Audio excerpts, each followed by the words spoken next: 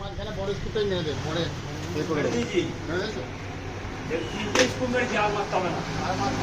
চারটে scoop minimum মারতে হবে।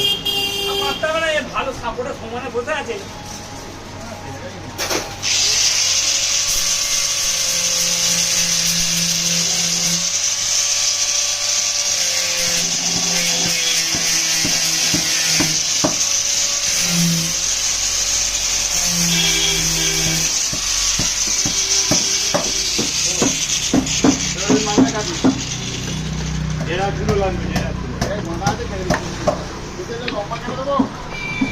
এই এই বিটটা লাগাতো, ওপরের বিটটা একটু লাগা।